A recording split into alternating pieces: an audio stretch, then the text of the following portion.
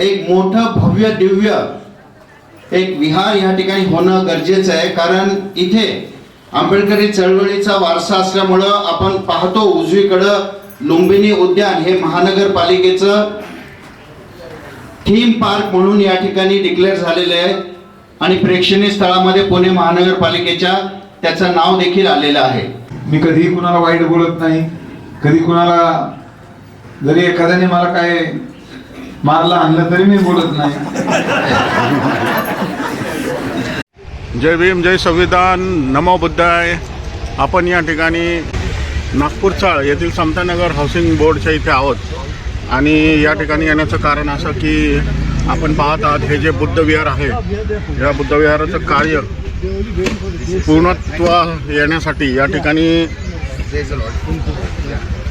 आपण बघत आहोत की उपमहापौर डॉक्टर सिद्धार्थ धेंडे यांच्या प्रयत्नातून तसेच कार्यसम्राट आमदार बापू पठारे यांच्या सहाय्यनिधीतून जयतवंत बुद्धविहाराच्या उर्वरित कामासाठी या ठिकाणी 25 लाखाचा निधी उपलब्ध झालेला आहे। त्याबद्दल सर्व बौद्ध अनुयायी नाही, सर्व जनतेचं या ठिकाणी कार्यक्रम आयोजित केलेला आहे आणि हा कार्यक्रम आता काही वेळातच सुरू। माजी उपमहापौर सिद्धार्थ धेंडे यांच्या प्रयत्नातून हे सुंदर असं बुद्धविहार होणार आहे। तर आपण जाणून घेणार आहोत की या बुद्ध विहाराचं वैशिष्ट्य नेमकं काय आहे आणि कशा प्रकारे हे बुद्ध विहार असणार आहे आणि खूप सुंदर असं हे स्ट्रक्चर केलेलं आहे। तर पुढचं काम नक्कीच सुंदर असणार आहे, त्यामुळे हे बुद्ध विहार लवकरात लवकर आणि सुंदर असं होणं फार गरजेचं आहे। आपण पाहूयात की या बुद्ध विहाराचं नेमकं काय वैशिष्ट्य आहे। Please follow, like, share, comment and subscribe the Samyak Kranti channel. Thank you. Doctor Babasaheb आंबेडकरांचा विजय असो। डॉक्टर बाबासाहेब आंबेडकरांचा विजय असो। तथागत भगवान गौतम बुद्ध यांना पुष्पहार अर्पण करण्यात येते। तथागत भगवान गौतम बुद्धांचा विजय असो। तथागत भगवान गौतम बुद्धांचा विजय असो। तथागत भगवान गौतम बुद्धांचा विजय असो। 24 तास कार्यरत असलेले विद्यमान आमदार बापूसाहेब पठारे हे या ठिकाणी आलेले आहेत। त्यांना बाकीचे भरपूर कार्यक्रम असल्यामुळे त्यांनी आपल्याला सांगितलंय की आपण वेळ थोडासा कमी आहे आणि त्या कमी वेळामध्ये आपल्याला या ठिकाणी हा नियोजित कार्यक्रम पार पाडायचा आहे। मी थोडक्यात हा कार्यक्रम काय याची रूपरेषा सांगतो, नंतर प्रस्तावना जी आहे शेखर शेंडे हे करतील, सुभाषजी मनोगत व्यक्त करतील आणि बापूसाहेब या ठिकाणी बोलतील। हा त्रिरत्न संघ ज्यावेळेस महाराष्ट्र हाऊसिंग बोर्ड स्थापन झाली 1985 नंतर हा अस्तित्वात आला। या ठिकाणी त्रिरत्न विहार या ठिकाणी होतं। त्या विहाराचं हॉल बांधण्यात आला आणि त्या ठिकाणी अनेक सांस्कृतिक, धार्मिक आणि वैयक्तिक कार्यक्रम देखील होत आहे। परंतु या संपूर्ण पंचक्रोशीमधील नागरिकांची इच्छा होती की या ठिकाणी एक मोठं भव्य दिव्य एक विहार या ठिकाणी होणं गरजेचं आहे। कारण इथे आंबेडकरी चळवळीचा वारसा असल्यामुळं आपण पाहतो उजवीकडं लुंबिनी उद्यान हे महानगरपालिकेचं थीम पार्क म्हणून या ठिकाणी डिक्लेअर झालेलं आहे आणि प्रेक्षणीय स्थळामध्ये पुणे महानगरपालिकेच्या त्याचं नाव देखील आलेलं आहे। मग लुंबिनीच्या शेजारी असलेलं विहार हे देखील भव्य दिव्य असावं याकरिता विहाराच्या सर्व नागरिकांनी बैठक घेऊन या ठिकाणी एक तिबेटियन पद्धतीचं एक मॉडेल हे प्रस्तावित केलं आणि ते प्रस्तावित केल्यानंतर या ठिकाणी ह्या विहाराचं नियोजित कामाला सुरुवात झाली। गेली 9 वर्ष या ठिकाणी हे काम चालू आहे। अनेकांना वाटत असेल कोणी लक्ष देत नाही, परंतु तुम्हा सर्वांच्या माहिती करता सांगतो की पहिले खासदार अनिल शिरोळे यांनी 25 लाखाचा निधी दिला आणि त्याच्यामध्ये हे स्ट्रक्चर झालं। हे टोटल स्ट्रक्चर जे आहे ते जवळजवळ 2 कोटीचं स्ट्रक्चर आहे बापूसाहेब। आणि ह्या 2 कोटीच्या स्ट्रक्चरमध्ये पहिले खासदार जे अनिल शिरोळे होते त्यांनी 25 लाख दिले, त्याच्यामध्ये फक्त आमची प्लिंथ होऊ शकली. त्याच्यानंतर बापट साहेबांनी देखील 25 लाख दिले. मध्यंतरीच्या काळामध्ये 2020 आणि 21 मध्ये 2 वर्ष कोविडमध्ये गेली. कोविडमध्ये गेल्यानंतर इथे काही काम होऊ शकलं नाही. आपल्या सर्वांना माहिती असेल, कोविडमध्ये सगळी कामं बंद होती. 21 नंतर स्थलांतर झालं. 22 नंतर महानगरपालिकेत नगरसेवक नाहीये. 4 वर्ष मग ही जागा म्हाडाची असल्यामुळं, शासकीय असल्यामुळं महानगरपालिका फंड इथे देऊ शकत नव्हता. अशा परिस्थितीमध्ये खासदार बापटांनी 25 लाख दिले, त्याच्यामध्ये स्ट्रक्चर तयार झालं. त्यानंतर आत्ताचे खासदार मुरलीधर मोहोळ यांनी 20 लाख दिले, ज्यांचं काम चालू आहे या ठिकाणी वरती गुंबदचं. आणि आपण निवडून यायच्या आधी आम्हाला शब्द दिला की हे विहाराचं काम मी निवडून आल्यानंतर पूर्ण करून देईल, आणि तो शब्द आपण पाळला. आपण पहिल्याच वर्षाच्या निधीमध्ये आपण 25 लाख दिले, आणि ते 25 लाख दिल्यानंतर या ठिकाणी जे सगळं काम आहे, आता उरलेलं भिंती आहेत, खिडक्या, दरवाजे, फरशा, ह्या सगळं काम ह्याच्यामध्ये होणार आहे. मला एवढं सांगावंसं वाटतं, उशीर जरी झाला परंतु आम्ही कुठेही ह्या विहाराच्या बांधकामामध्ये कॉम्प्रोमाइज केलेलं नाहीये. या विहाराचं काम हे आहे तसंच होणार आहे, ह्याच्यामध्ये कुठेही आम्ही तडजोड करणार नाही. कारण हे वर्क जे आहे हे आर्किटेक्चरल वर्क आहे. मी सगळ्यांना विनंती करतो, जरा कोपऱ्यावर थांबू नका, पाठीमागं आपण खाली पडाल थोडं, म्हणून आम्ही खुर्च्या पण मध्ये लावलेल्या आहेत. चुकून खाली गेला तर वेगळा काहीतरी इतिहास व्हायचा. तर हे सगळं आहे. त्याच्यामध्ये आम्ही CSR मधनं पण 20 लाख रुपये घेऊन पाठीमागची खोली पण बांधून गेली, वरचा भाग पण बांधून घेतला. तर असं आजपर्यंत सगळा खर्च झालेला आहे. जवळजवळ 1 कोटीचा खर्च झालेला आहे. आसिफ भाई बाहेर मत जाओ. तर उरलेली कामं हे बापूसाहेबांनी शब्द दिला त्याप्रमाणे पूर्ण होतील ह्याची आम्हाला खात्री आहे. आणि मी या ठिकाणी अतिशय प्रांजळपणे सांगू इच्छितो, सर्व समाजाची आस्था ही या विहारावर आहे. कारण असं विहार हे संपूर्ण पंचक्रोशीमध्ये टिबेटियन टाईपचं जे विहार आहे हे महाराष्ट्रामध्ये कुठेही नाहीये. हे आगळं वेगळं विहार होणार आहे, हे या प्रसंगी सांगतो. अधिक न बोलता मी या ठिकाणी आजचे जे प्रमुख उद्घाटक आहे, ज्यांच्या निधीमधनं आपण हे काम करतोय, त्यांचं स्वागत सुभाष कांबळे यांनी करावं असे मी त्यांना विनंती करतो.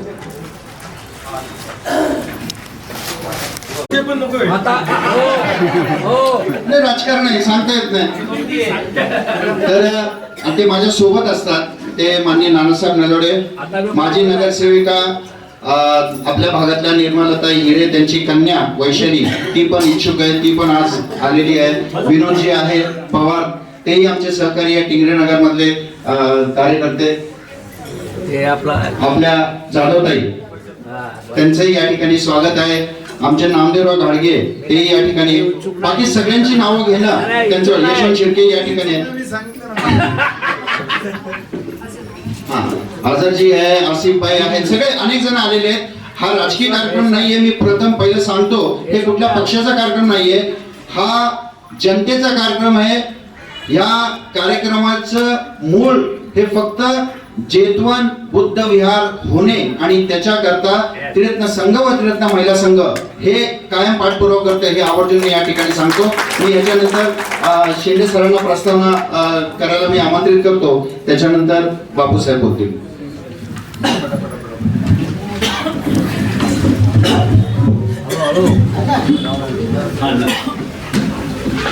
विश्वाला शांतीचा संदेश देणारे तथागत भगवान गौतम बुद्ध, चक्रवर्ती सम्राट राजा अशोक, संत कबीर, छत्रपती शिवाजी महाराज, राष्ट्रपिता ज्योतिराव फुले, छत्रपती शाहू महाराज, परमपूजनीय बोधिसत्व डॉक्टर बाबासाहेब आंबेडकर या महामानवांना प्रथम त्रिवार अभिवादन.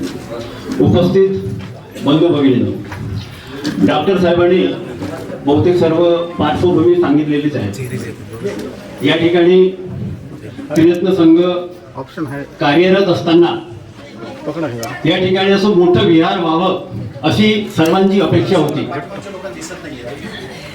या ठिकाणी ही आता सर जसं म्हणाले की ही जागा म्हाडाच्या ताब्यामध्ये होती आणि या ठिकाणी आपण हे बांधकाम सुरू केलं. ही जागा टिकवून ठेवण्यासाठी ज्या लोकांनी, जे आता आपल्यामध्ये नाहीये, ज्या लोकांनी प्रयत्न केलं त्याच्यामध्ये प्रामुख्यानं मला गोपीनाथ शिंदे साहेब यांची आठवण येते.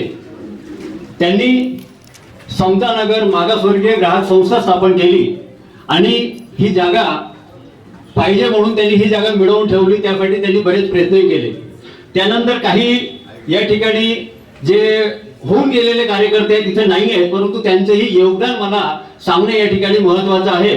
उदाहरणार्थ तुकाराम सूर्यवंशी साहेब, आर एन कांबळे साहेब, भाऊसाहेब कश्यप साहेब, वसंतराव चौरे साहेब, प्रकाश आगळे गुरुजी, प्रभाकर आगळे गुरुजी, एम बी गायकवाड साहेब, हे या ठिकाणी धर्माचं काम चालू राहण्यासाठी या लोकांनी खूप प्रयत्न केलेले आहेत.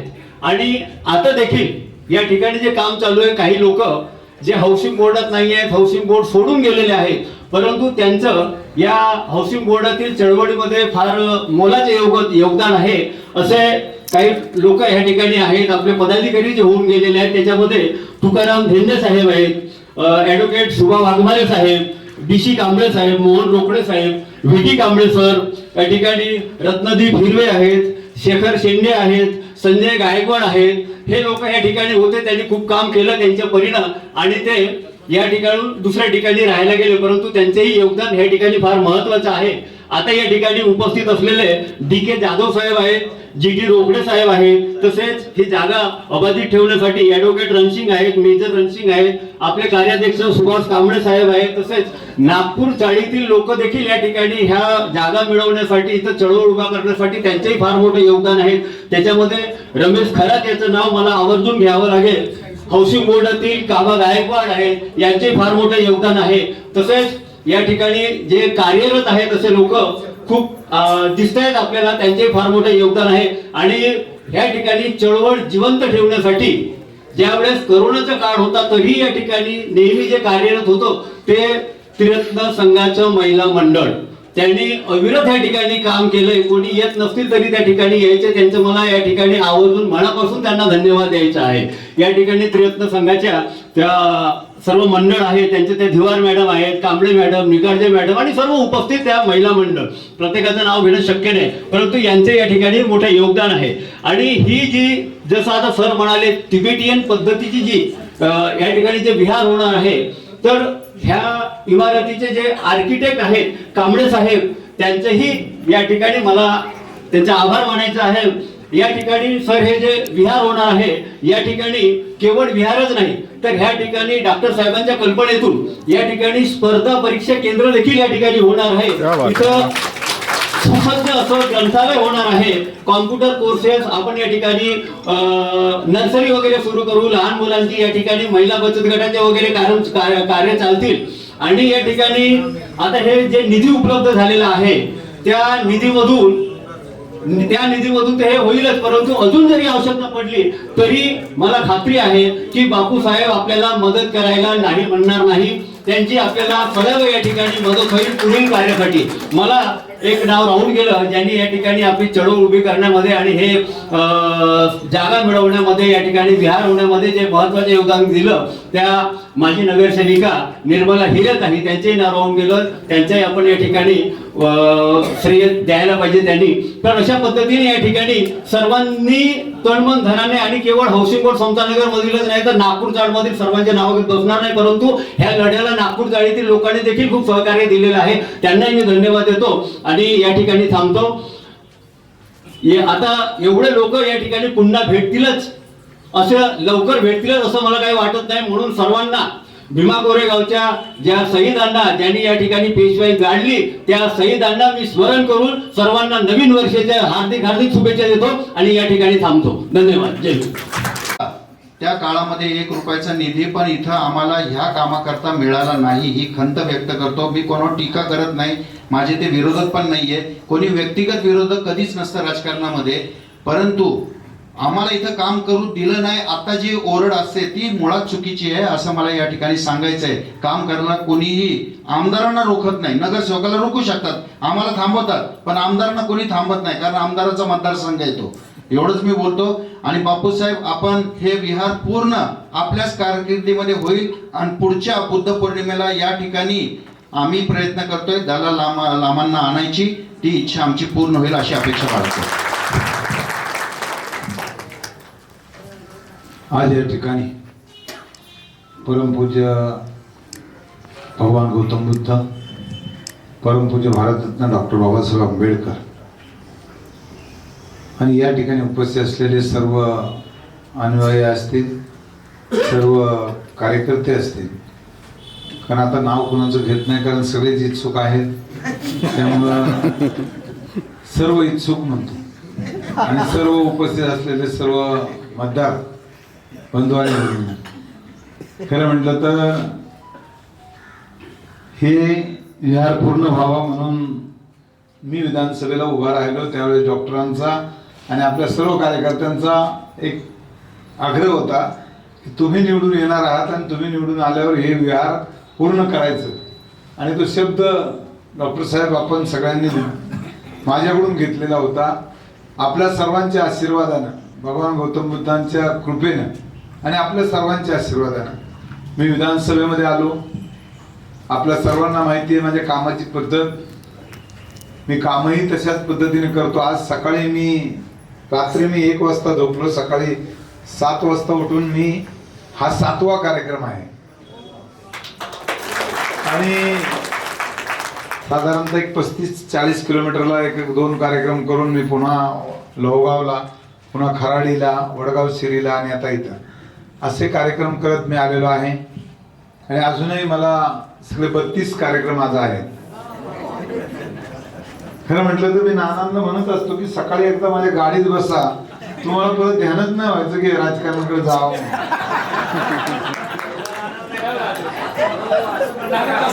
नानांची इच्छा खूप आहे आणि ते बरोबर आहे की तशी असली पाहिजे. सर्वच कार्यकर्त्यांची इच्छा आहे ती असावी, परंतु त्यासाठी कष्ट सुद्धा घ्यावे लागतात हे मला आवर्जून सांगायचं.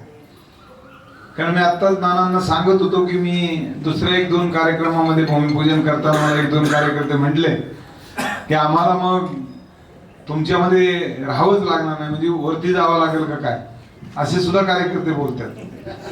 म्हणजे अर्थ समजला, मी वाईट कुणाशी बोलणार नाही, परंतु असं बोलायला नाही पाहिजे. परंतु काही कार्यकर्ते डायरेक्ट बोलतात तुम्ही आमच्यावर तुमचा आशीर्वाद असला पाहिजे. आशीर्वाद आमचा सर्वांच्या बरोबर आहे.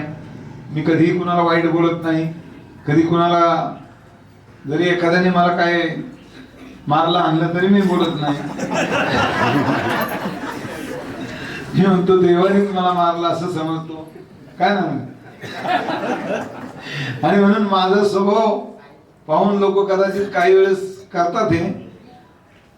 डॉक्टर साहेब एका निवडणुकीमध्ये आमच्यातलाच म्हणजे माझ्या बरोबर 24 तास असलेला कार्यकर्ता ज्यावेळेस दोघांच्या बायका उभ्या राहिल्या त्यावेळेस मी ज्याचा प्रचार करतो त्याच्या विरोधी जो होता आमचाच कार्यकर्ता, तो म्हटला की ते वस्तीतले मुलं म्हणतात की आम्ही बापूसाहेब आम्हाला बोलतात आणि मग आम्ही त्यांच्यावर ॲट्रॉसिटी लावू.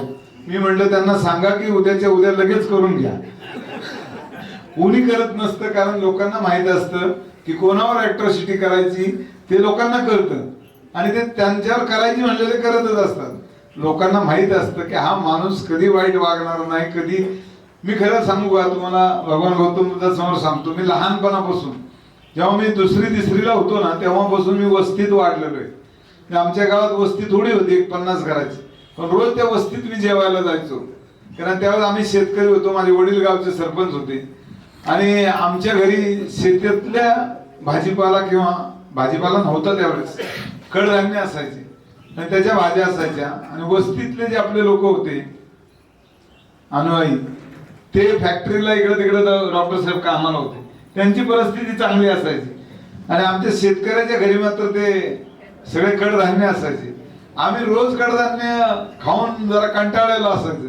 मग तिकडे जरा ताजं आम्हाला काय मिळेल म्हणून आम्ही डबा घ्यायचो, भाकरी घ्यायचो आणि त्या पोरांच्या बरोबर आम्ही वस्तीत रोज जेवायला जायचं कारण तुम्हाला समजलं. तर म्हणून असा स्वभाव असल्यामुळे मध्ये मी आमदार झाल्यावर एक जण म्हणला की तुम्ही आता वारी करता 56 वर्ष पंढरपूरची, मग आता माळ का नाही घालत? मी म्हणलं मला तसं जमत नाही, मी खोटा वागणारा नाही, कारण मी पहिले लहानपणी खाल्लंय आणि आता माळ घालून मी बुवा व्हायचं मला जमणार नाही. आणि म्हणून लोक काय मी बोलतात, आता ते माळकरी ते म्हणले मी बी खाल्लं होतं पण मी घातली. म्हणलं तुम्हाला जमतं पण मला जमत नाही. ते म्हणले तुमचं नाव आत्ता आहे त्याच्यापेक्षा अजून मोठं होईल. मी म्हटलं माझं नाव मोठंच आहे आणि ते मोठं व्हायचं काय कारण नाही, पांडुरंगाने मला खूप मोठं केलं. असं आमचे गप्पा मारल्या. मंदिरावर मी काकड आरतीला गेलो होतो, आता ह्या काकड आरतीला म्हणजे आता चालू मधल्या दिवाळीमध्ये. तेव्हा एक गावचं ग्रामपंचायतचं मेंबर होतं, ते मला म्हणत होते की आमदार सर तुम्ही बी माळ घातली पाहिजे. मी म्हटलं असं नाहीये, मी खोटं बोलणारा कार्यकर्ता नाही, खोटं करणाराही नाही. आणि मग मला हे सांगायचंय की मी खोटं बोलणार नाही, डॉक्टरने सांगितलं तसं की मी काम करणार आहे. आणि म्हणून एवढाच शब्द देतो की संपूर्ण काम होईपर्यंत जो काही निधी लागेल डॉक्टर साहेब तो सगळा खर्च आपल्या आमदार फंडातून करू, कारण हे खासदार फंड आमदार फंडातलं काम आहे. त्यामुळे एकदम तुम्हाला जसं हवा आहे आपला म्हणजे नागरिकांना तशाच पद्धतीनं अगदी दर्जेदार चांगल्या पद्धतीचं काम करू. पाठीमागच्या झाडांची थोडी परवानगी घ्या, त्या ठिकाणी आपल्याला प्रसादासाठी काही करता येईल, कारण आपल्याला हे विहार वरती राहिलं तर खाली कार्यक्रम घेता येतील, मागच्या बाजूला भोजनालय होईल आणि कायमचं एक सोय होईल सर्वांची. आणि ह्याच्यामध्ये मात्र अजिबात काय होणार नाही, फक्त तेवढा कार्यक्रम झाला की खाली वर करू आणि वर फक्त आपले गुरुजी एवढंच राहील. आणि एकदम याचं पावित्र्य हे अगदी एक नंबरचं राहील, असंच काम या ठिकाणी होईल. आणि त्यासाठी जे जो काही निधी लागेल तो मी असेल, मुरली यांना सुद्धा आपल्या सर्वांना माहिती आहे, मी जरी शरद पवारांचा आमदार असलो तरी मुरली यांना हे नातेवाईक आहेत आणि त्यांना निवडून आणण्यामध्ये नानांना माहिती की आम्ही स्वतः घरोघरी जाऊन प्रचार केलेला होता. आणि म्हणून त्यांचाही अजून आपण निधी घेऊ आणि माझा आणि त्यांचा निधी दोघांचा घेऊन हे काम पूर्ण अगदी डॉक्टर म्हटलं तसं आपल्याला जे हवंय तशा पद्धतीचं करू की त्याचं नाव या शहरामध्ये झालं पाहिजे. आणि म्हणून तशा पद्धतीचं आपण काम करू आणि या पुढच्या काळामध्ये अत्यंत चांगलं एक विहार या ठिकाणी या परिसरामध्ये तिबेटी पद्धतीचं बरोबर तिबेटी पद्धतीचं या ठिकाणी निर्माण करू. आणि त्यासाठी निश्चितपणानं जो फंड आता आपण दिलाय त्याचं काम होईल, त्याच्यामध्ये काही कमी पडेल आपल्याला काय वाटेल मागच्या बाजूला काय करायचं ते सगळं या वर्षीच्या मार्च मधल्या निधीमध्ये करून पुढच्या वर्षी आपण याच ठिकाणी सगळे कार्यक्रम होतील अशी व्यवस्था या ठिकाणी निर्माण करू.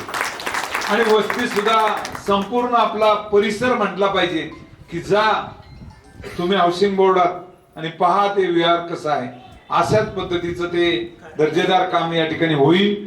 आणि त्यासाठी तसा प्रयत्न आपण करूया आणि निश्चितपणानं या पुढच्या काळामध्ये त्यासाठी आपण व्हिजिट करत जाऊ, जे जे पाहिजे ते करू. आणि त्यासाठी निधी लागेल तो पुन्हा आपण जेवढा निधी लागेल तेवढा करू. की मी आकडा का सांगत नाही, कधी जास्त लागतो आणि म्हणून आकडा सांगत नाही, पण हे काम मात्र पूर्ण करू. एखादं चांगलं काम करावं की त्यामध्ये नाव आयुष्यभर राहिलं पाहिजे. कारण आयुष्यामध्ये आपण म्हणतो की मुलाला शिकवावं, मुलाला कलेक्टर करावं आणि मग मुलगा कलेक्टर झाल्यावर माझ्या कुटुंबाचं नाव होईल. तसं हे विहार एक दर्जेदार करावं की त्यामुळं आपलं नाव होईल सर्वांचं. आणि म्हणून हे मी या ठिकाणी जाहीर करतो. आणि आज आपल्या सर्वांच्या साक्षीनं पुन्हा एकदा आजच्या कार्यक्रमाचं भूमिपूजन झालं असं जाहीर करतो. आणि आपण त्याची पूजा असेल ती करून घ्या. मी पुढच्या कार्यक्रमाला जाईल, कारण मी नसलो तरी आता काय पूजा म्हणजे फक्त फुलं वाहतो आपण, फुलंच वाहतो ना, मग चालेल. हा मग पूजा फुलं सर्व वाहूया आणि या आजच्या या कार्यक्रमाचं भूमिपूजन झालं असं या ठिकाणी जाहीर करू. भगवान गौतम बुद्धांचा भगवान गौतम बुद्धांचा डॉक्टर बाबासाहेब आंबेडकरांचा सर्वांना प्रथमतः जय करतो. आज आपण ह्या कार्यक्रमाला म्हणजे आपण साहेबांचे महाराजांचे इतके आभार आपण खूप कमीच आहेत. त्यांनी तुम्हाला मानतो. जय भीम, जय नमो.